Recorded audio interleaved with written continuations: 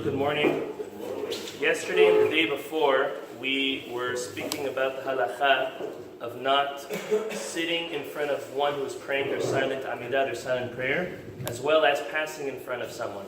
So this morning we're going to give a couple of examples which might or might not be an exception to the rule. Again, the concept is when one is praying their silent Amida, their silent prayer, which is the greatest, the highest part of our prayer, where the most concentration is necessary for one to walk in front of someone else praying, or to sit down in front of someone who's praying, that could ruin their concentration.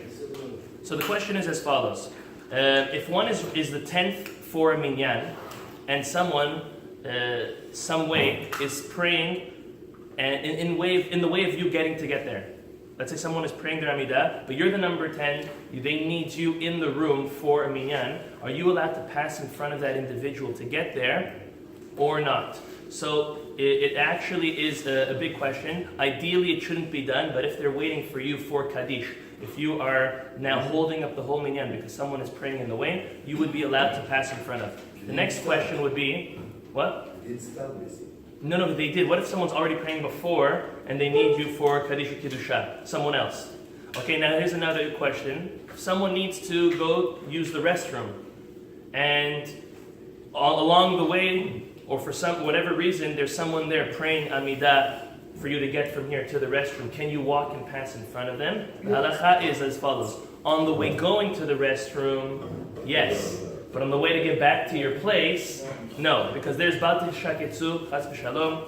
It's dangerous. It's also disgusting to hold oneself from going to the restroom. So on the way there would be a little leniency. On the way back, no.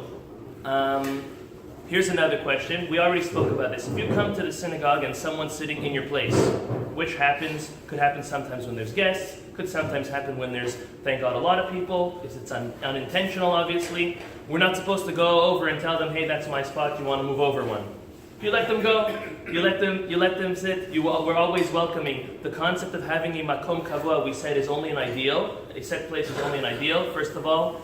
To make someone feel uncomfortable, there's no mitzvah. We also said it's specifically for the silent prayer.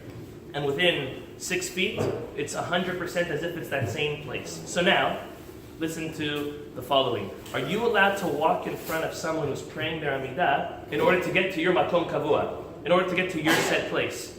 And the answer, based on, I guess, the premise that I'm giving, is obviously no. We're not supposed to walk in front of somebody to ruin their concentration just to be at the place where you normally pray. We'll end off with the last halacha of, are you allowed to pass in front of a child who's praying their Amidah, or a woman who's praying their Amidah? And the answer is, for both of them, we're not allowed.